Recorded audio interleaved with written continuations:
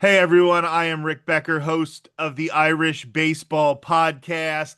And today I am very excited to be joined by Pat Kinney, oral historian for the Grout Museum District and the Sullivan Brothers Iowa Veterans Museum.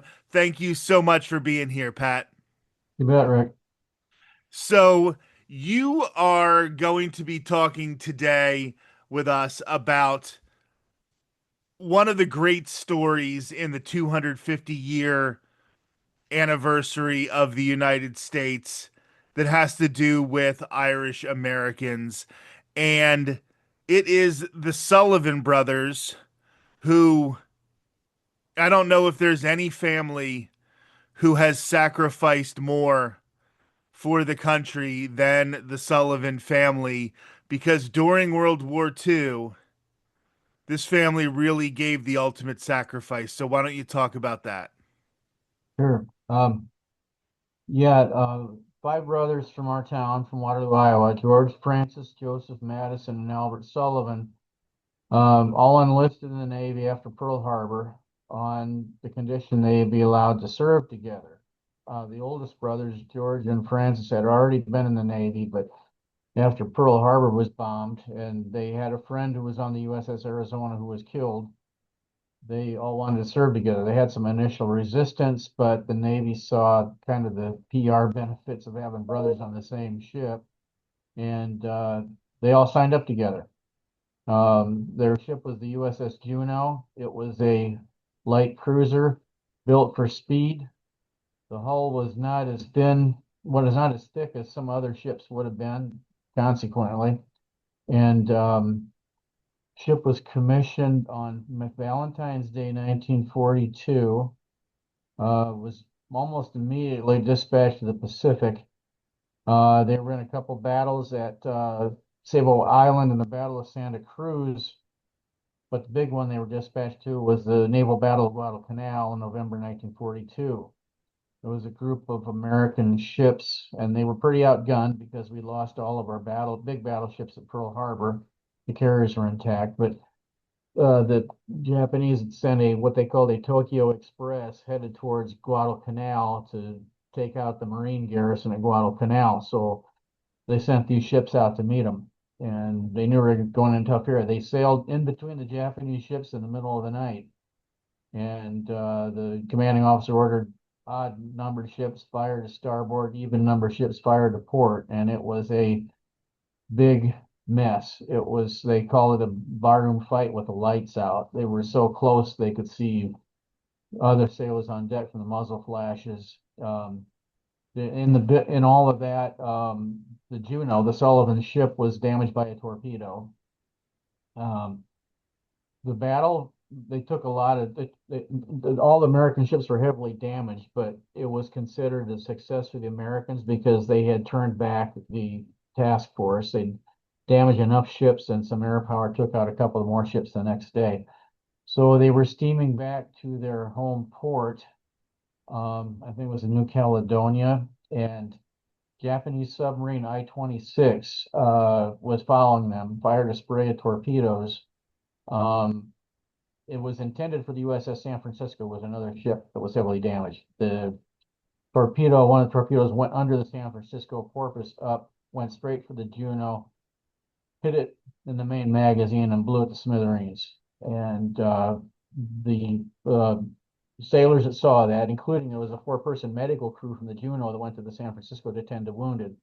They just didn't think there was anything left, and they didn't want to risk getting torpedoed themselves, so they steamed on. But there were maybe 100, 150 survivors in the water, but only 14 survived the actual sinking. Some died of injuries, some died of shark attacks. We think, according to most of the survivor accounts, George Sullivan was the only one of the five brothers who survived the actual sinking, and he probably was killed by a shark a couple of days later. It was these guys were delirious. They were drinking salt water. It was just a terrible ordeal. If you saw the movie Jaws and heard Quint, the shark hunter, talk about the Indianapolis that he was on, this was a lot like that. So uh, they ended up one group of sailors had a launch. They made it to an island in safety, but a seaplane picked up most of the other guys. Word got back home that something had happened. Nobody knew. There was all kinds of rumors going around town.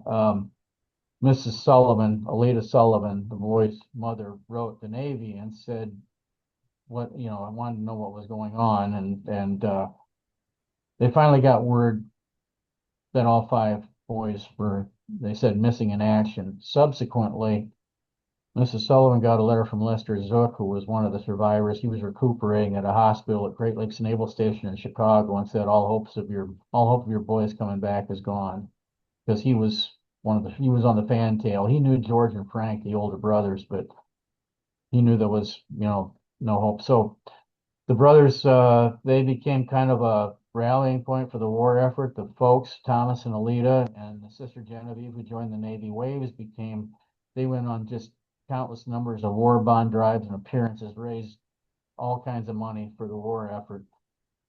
President Roosevelt commissioned a ship, the USS the Sullivans, to be named for them. It was going to be the Putnam, but after the Sullivan's death, they renamed it. And Alita Sullivan was the sponsor of the ship. She christened it.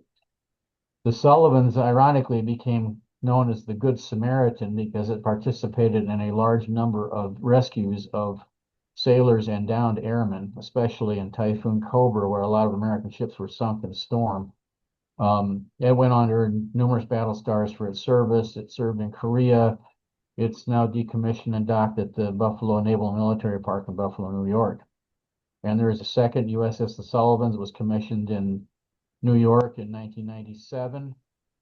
Kelly Sullivan, who is the granddaughter of Albert Sullivan, the youngest of the five brothers and the only one who married, she's the official sponsor of that ship, and she's probably one of the best sponsors in the Navy and a real big goodwill ambassador for Waterloo. She's been followed that ship every step of the way, and it's had a lot of duty in the last 5 or 6 years. It's had numerous deployments. It actually saw combat in the Persian Gulf recently. It was going after Houthi terrorists, and it shot down Iranian missiles headed for Israel.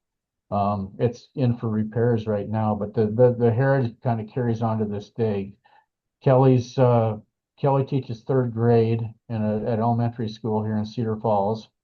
She's always in touch with the sailors. They've had them come back here to Waterloo to the museum, different crews, different commanders over the 25 years, 30 years that the ship's been in existence.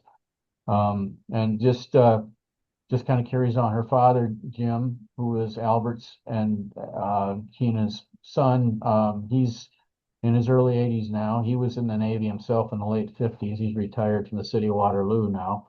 And then Kelly has a brother, John, who lives in Kansas City.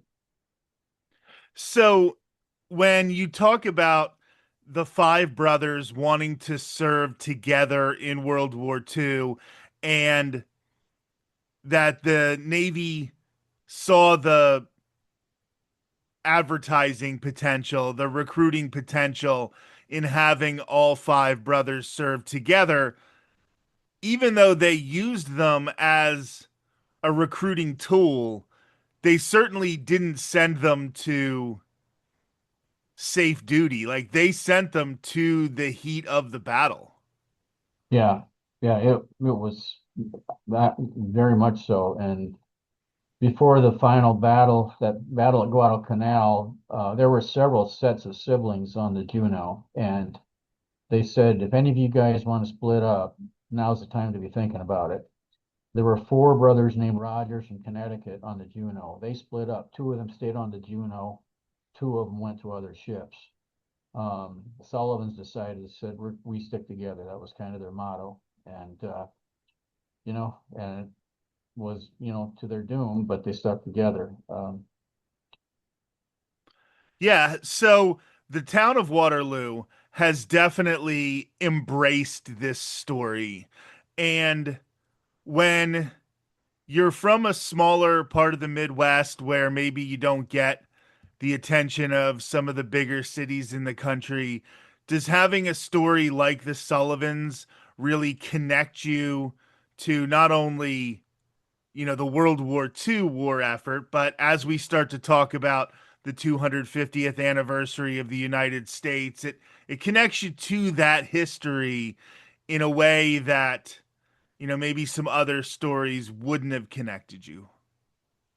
Um, it does, and really sometimes you kind of lose a little bit of sight of that because the story here is so closely held and so personal for a lot of people who their families knew the Sullivans. And, I mean, even if my folks knew the Sullivans.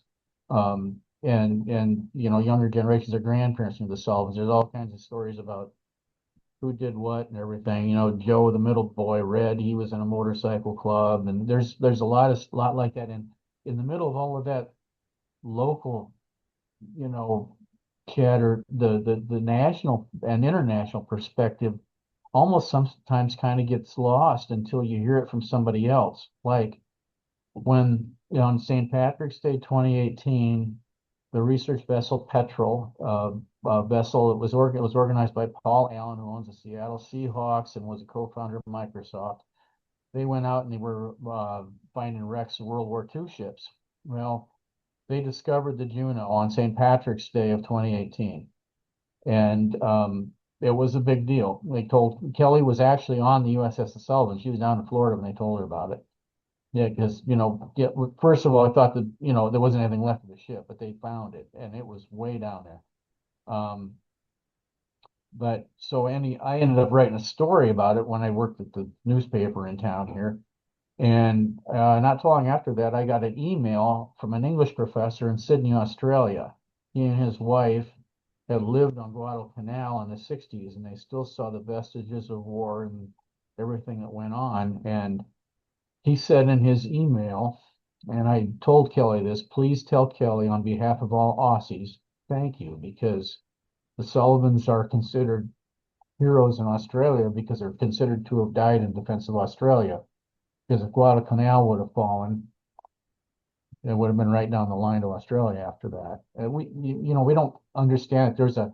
There was a American Legion post of New York City police officers that was named for the Sullivans. The reach is, you can't believe it. When Steven Spielberg won his Best Director Oscar for Saving Private Ryan, he paid tribute to the Sullivan family and another family from, I think it was Utah, who had lost several sons. But he knew about the Sullivan story. In fact, it's mentioned in the movie where they said we split, the Ryan brothers, we split them up after the Sullivans went down on the Juno. It's it's a reach that us we folks in town don't always grasp, but we get a brush of it every once in a while. Well, I first heard the story because I was working in a rock radio station in the late 90s when the Caroline Spine song Yeah, Sullivan was released. And first of all, we absolutely loved that song, thought it was a great song. yeah. But that brought a lot of attention to the Sullivan brothers. And then just recently, I was reminded about their story. And one of the reasons that I reached out to you is because an Irish singer songwriter, Enda Riley, had written another song about the Sullivan brothers.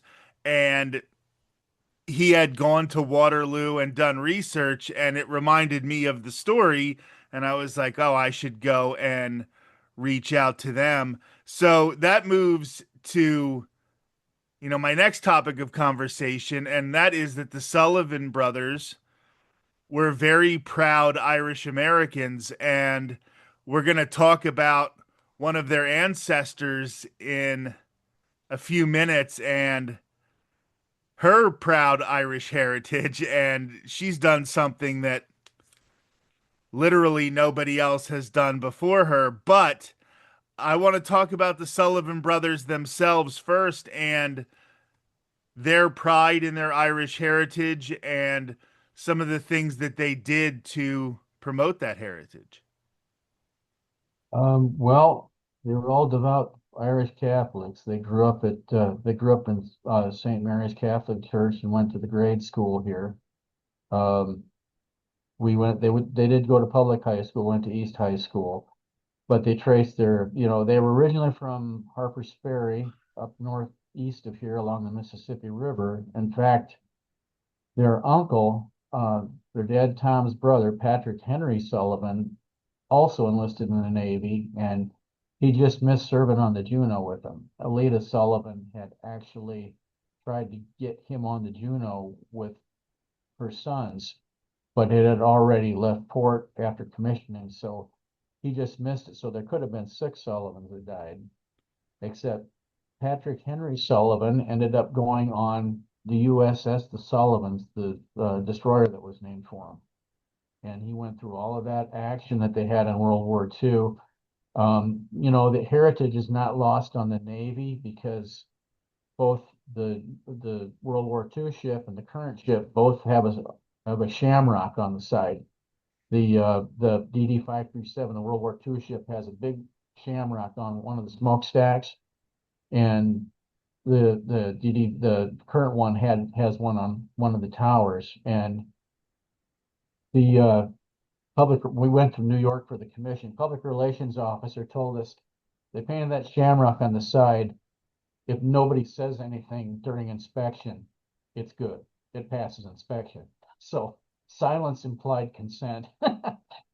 And then the ship flies, the current ship flies a gold star flag with 5 gold stars for each of the brothers. If people know the heritage of blue stars and gold stars, when a service family hung blue stars in a window, they hung a blue star for every family member that was in service. If they were killed in action or killed in some way in service, the blue stars went to gold stars. So the Sullivans have had 5 gold stars, and we have the original flag at the museum. Um, but the ship flies one with 5 gold stars. So it's pretty deep and closely felt. And Kelly Sullivan's made a huge connection to her Irish ancestors. In fact, I mentioned to you and sent you an article. Kelly has been named chieftain of the O'Sullivan clan in Ireland. She is the first woman and first American to hold that distinction. She arranged for the ship to have a port visit at Cork in the Sullivan's home county and hometown several years ago. But she wants to, now that she's the chief, she wants to bring them back too, which is pretty cool. She had members of the O'Sullivan clan here. They were in New York for the commissioning, and they were here when this museum was dedicated in 2008.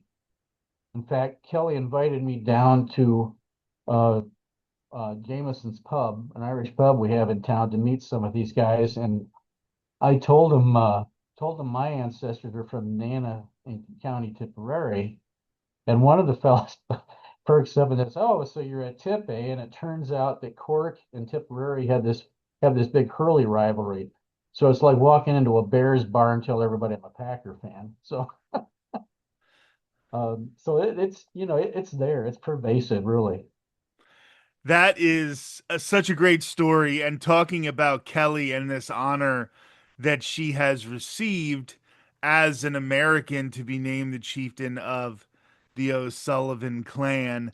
And she is still very active in trying to preserve the memory of her grandfather.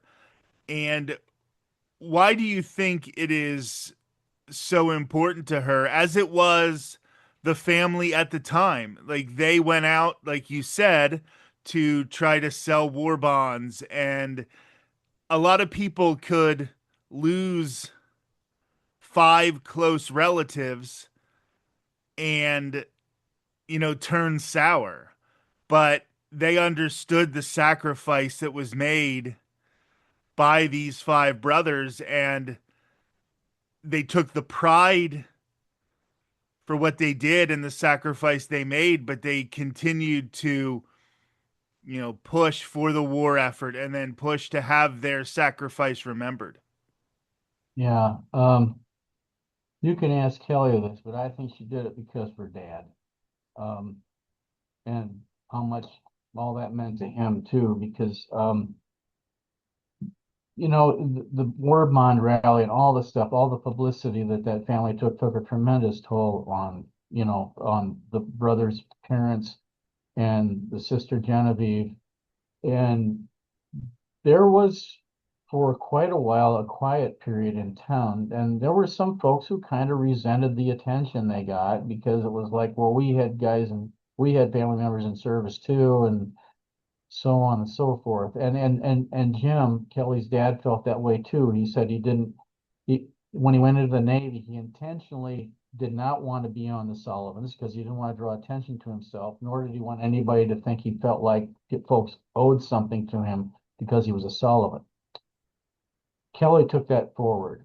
I mean, she realized, and the town did too. There was a period of just during a quiet period where a lot of stuff fell in disrepair. The memorial at the park kind of was getting vandalized, and some folks in town said we gotta blow the dust off this, clean it up, and make this our story again, and hold it up high. And that resulted in our convention center being renamed for the Sullivans in 1988. We did a 50th anniversary commemorative event.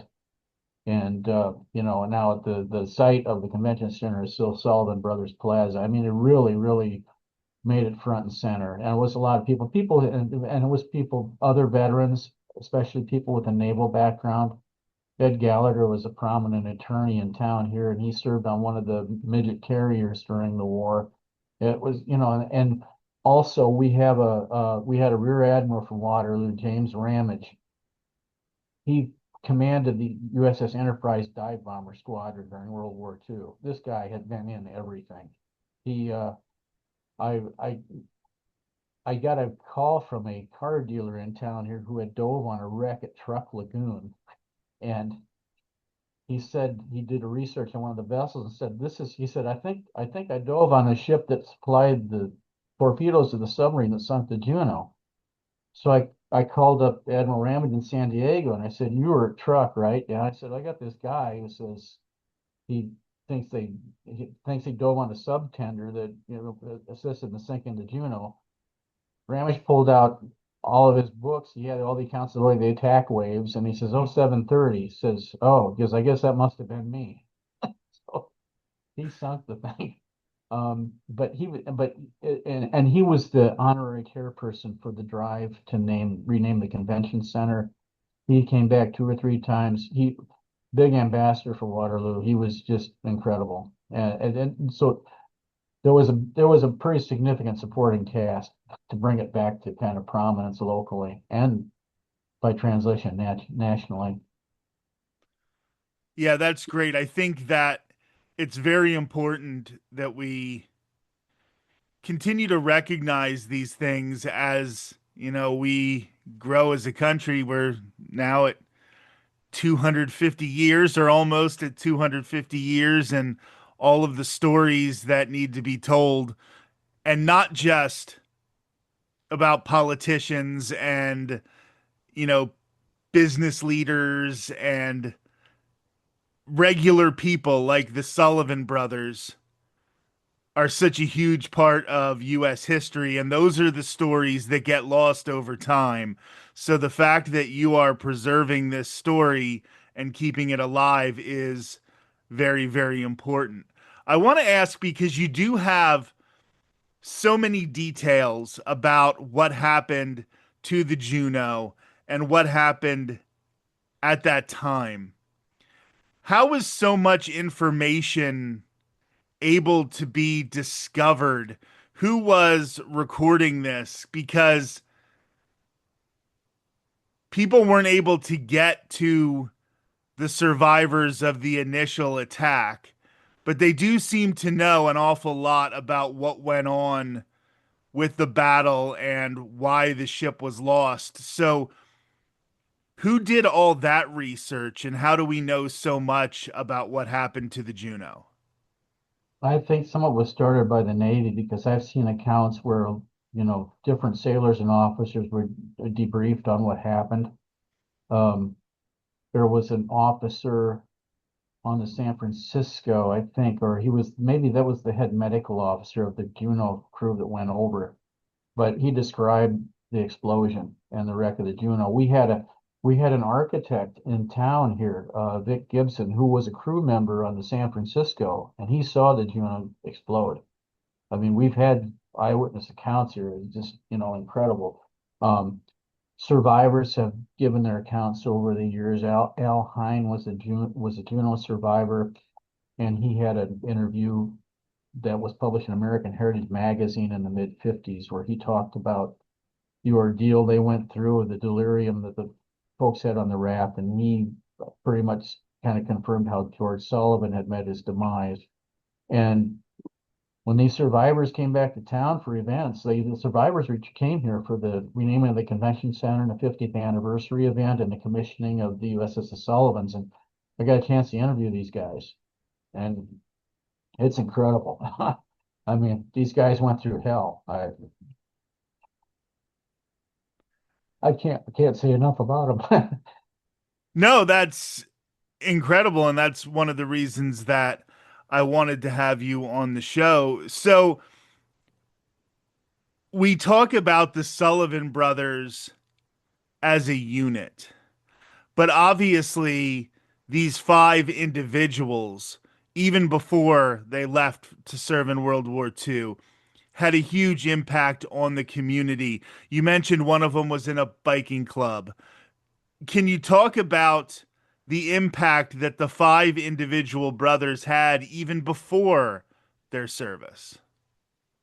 Yeah, I interviewed a fellow named Paul Hamilton who was in the motorcycle club with Joe Red Sullivan, and yeah, he told me stories about him taking road trips from here up to, you know, 40, 60 miles up northeast of here, and how I think he said Joe dumped his bike one time on the way back, and it was like I knew exactly the railroad crossing he was talking about because my grandpa had an accident there way back in the '30s.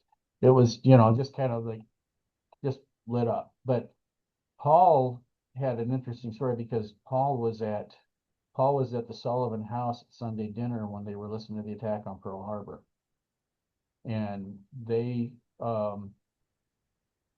knew Bill Ball, their friend, was on the Arizona. They didn't know anything. I mean, this was not internet. This is just radio accounts. All they knew was he was in harm's way, and in his words, said they knew something was wrong and it was damn bad. And he said it was right then they decided to join up together. And that's first person account. I mean, it's um,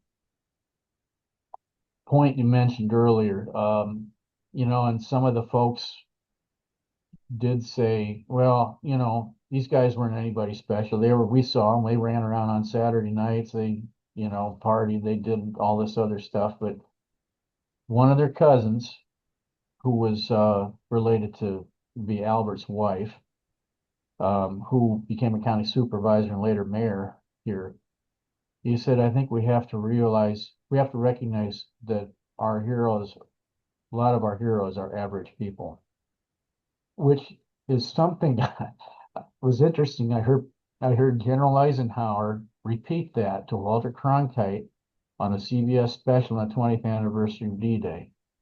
And Cronkite asked him, how'd they get off the beach? And he said, a lot of little acts of heroism. And, that really probably is, and we're talking to the D-Day vets that we do have in town. That sounds like what happened. It's Longest Day is a great movie, but these guys really gutted it out. And, the same true with these sailors, these guys on the Juno, you know. Well, and that is an important thing to preserve too, because one of the things about war is it is the guys who a couple weeks before that were running around on a Saturday night having a good time, being teenagers, being in their early 20s, and then a couple weeks later they're in some of the worst situations imaginable to human beings.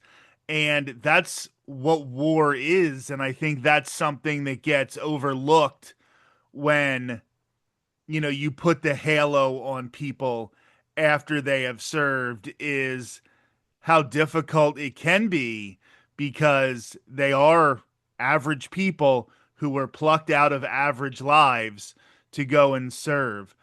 Yeah. If you could talk a little bit before we go about the Sullivan Brothers Iowa Veterans Museum, and if somebody is visiting Waterloo or is visiting Iowa and they want to check out the museum, what are they going to see beyond just remembrances of the Sullivan Brothers? So, it opened in 2008. We have several centerpiece exhibits.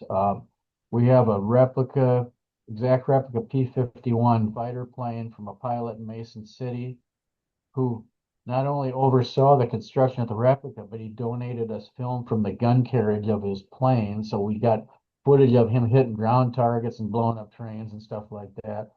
We got a replica Sherman tank because our John Deere plant here in Waterloo made Sherman tank transmissions during World War II. One of our engineers developed an armor plating that actually probably saved some lives because the shells would glance more off the front of the tank rather than just go right in and explode and kill the crew.